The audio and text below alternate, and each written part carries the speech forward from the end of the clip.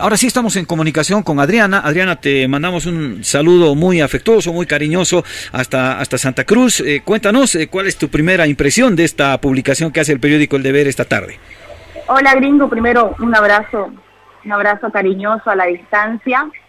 Me agarraste justo caminando por la calle, estoy despejando un poco después de que estoy encerrada con mis trabajos de la universidad para mi maestría.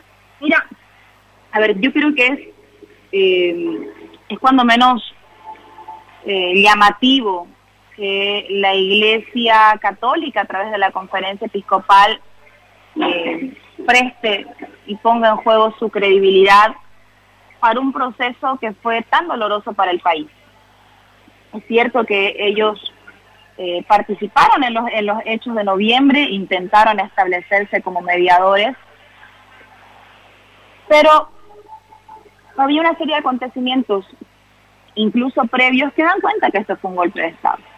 El primero de ellos, por supuesto, es que antes, porque ellos intentan establecer una fijación especial con las reuniones establecidas en la Universidad Católica, a la cual, por supuesto, que asistí en mi condición entonces de legisladora del Movimiento al Socialismo y de presidenta de la Cámara de Senadores.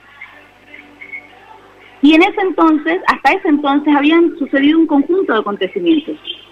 Primero, Camacho ya había solicitado no solamente la renuncia de Evo Morales y de Álvaro García, sino de toda la línea de sucesión, de todo el órgano judicial, de todo el órgano electoral y de todo el órgano legislativo.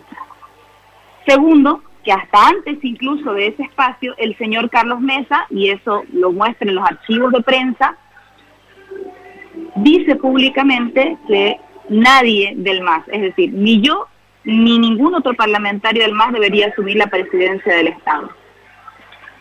Un contexto donde la policía estaba amotinada en los 9 departamentos y el comandante general de la policía, comandante nacional de la policía, había pedido la renuncia de Evo Morales como presidente. Los militares habían pedido también la renuncia de Evo Morales, y en ese contexto era el que en realidad se tiene que analizar el golpe de Estado. Y respecto a lo que mencionan los miembros de la Iglesia Católica, yo rechazo totalmente lo que mencionan, desmiento aquellas versiones, porque además las imágenes son claras, gringo. Tú has visto, la primera vez que me acerqué a la Asamblea Legislativa, la policía me reprimió. Y la policía me reprimió no porque yo hubiera generado un consenso o un acuerdo. Me reprimió porque, junto a otros asambleístas, porque éramos un riesgo ante la asunción ilegal de Yanine Áñez. Estos y otros elementos van configurando y desmintiendo cada una de las cosas que menciona la Iglesia Católica. Correcto. Bueno, nos llama la atención que esta publicación o estos dichos se traigan ahora a colación después de que la propia presidenta Yanine Áñez fue la que describió con lujo de detalles, ¿no es cierto?, quiénes fueron, en qué momento, en qué circunstancia, hora por hora, en qué momento fueron los que la hicieron prácticamente a ella, ¿no es cierto?, a partir de un plan absolutamente premeditado y preparado, incluso yo diría antes de concretarse la renuncia de Evo Morales.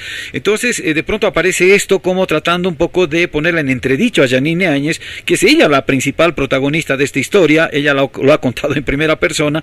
Entonces la verdad es que no entiendo bien cómo podrían encajar estas fichas, donde unos están diciendo unas cosas y otros otras. Incluso estoy aquí revisando un poquito el material, que me imagino El Deber lo que hace es básicamente tomar este informe de la Conferencia Episcopal, que nosotros no lo conocemos.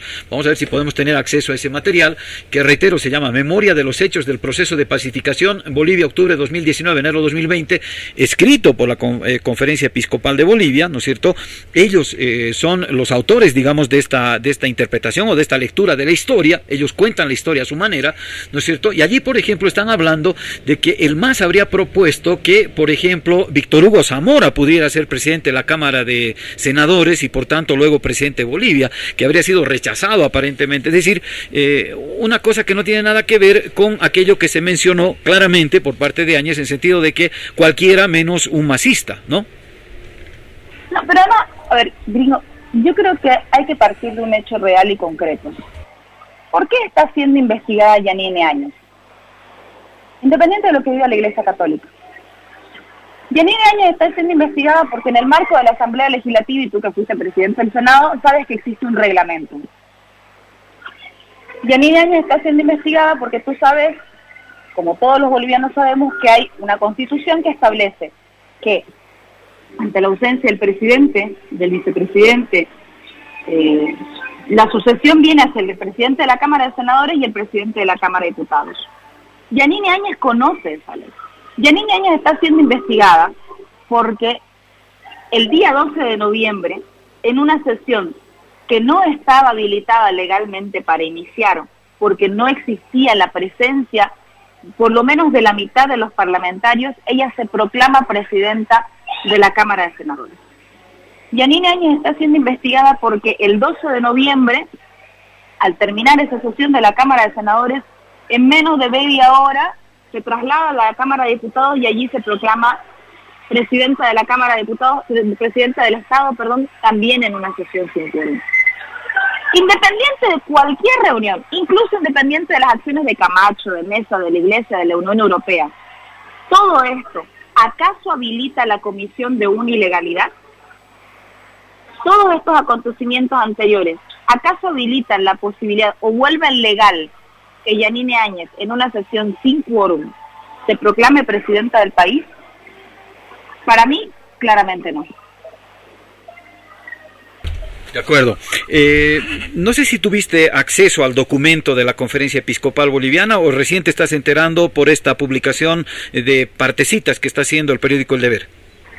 No, recién estoy Correcto. enterándome. En realidad, cuando me llamaron para la entrevista, correcto, recién tomé conocimiento. Perfecto. Te comento, en otro tramo de la nota que publica el periódico El Deber, dice, el escrito revela que hubo una reunión, comillas, a puerta cerrada, solicitada por Salvatierra, en la que también participaron la diputada del MAS, Óscar Ortiz, de Demócratas, y el fallecido Monseñor Eugenio Scarpellini como garante del diálogo.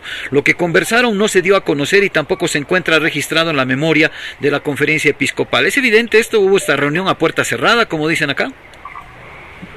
Digo, no habían condiciones para tener reuniones a puertas cerradas en la Universidad Católica.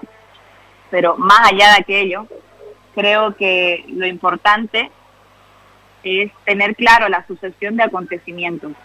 Yo entiendo que la Conferencia Episcopal en este momento está queriendo sujetarse a el discurso de quienes creen que aquí hubo una sucesión constitucional y justificar su actuación a partir de aquello. Pero la Conferencia Episcopal en algún momento también tendrá que explicar lo que declara Yanine Áñez. Y Yanine Áñez declara que hubieron un conjunto de reuniones en las que nosotras no participamos porque nadie nos invitó. Ellos definieron, y dice Yanine Áñez, Ricardo Paz llama a Yanine Áñez en reuniones en las que participaba Waldo Albarracín, en reuniones en las que participaba el embajador de Brasil. ¿Y quién nos cuenta qué pasó en esas reuniones? Allí fue que decidieron que Yanine Áñez sea presidenta. Y lo que ellos pretendían era que nosotras validemos con nuestra presencia la presidencia de Yanine Áñez. Que el MAS valide con su presencia un acto que a todas luces iba a ser inconstitucional. Y por eso es que pedían que participe Susana Rivero, que participe yo, pero no dejaban llegar a los asambleístas a la Asamblea Legislativa Plurinacional. No dejaban llegar a los senadores a la Asamblea Legislativa. Lo ha declarado la propia Eva Copa. Entonces, yo más allá de dar cuenta de si hubieron o no hubieron reuniones, que a mí, la verdad, ninguna reunión me parece tan relevante porque el único órgano decisor de quién debería ejercer la presidencia del Estado es la propia Asamblea Legislativa, con la totalidad de sus miembros. Creo que lo realmente importante es que se vuelvan los hechos que están siendo investigados en este momento. ¿Quién llamó a Yanine para sugerirle quién sea presidenta, que ella sea presidenta? Carlos Mesa pidiendo que no asuma nadie del MAS. Y en los hechos, una sesión sin quórum y sin garantías para que los parlamentarios puedan asistir a sesionar, en la que finalmente se toma una definición ilegal en torno a la presidencia del Estado. Correcto.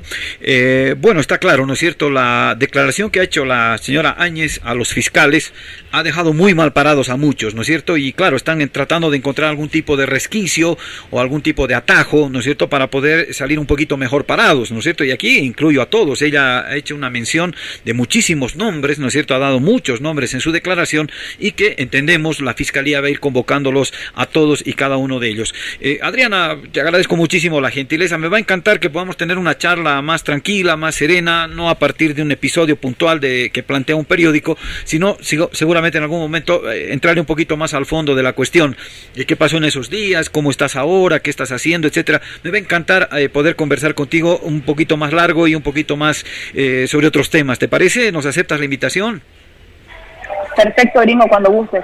Un abrazo enorme, muchas gracias y saludos a tu audiencia. Un abrazo, muchísimas gracias a Adriana Salvatierra, ¿no?, que nos atendió en Santa Cruz,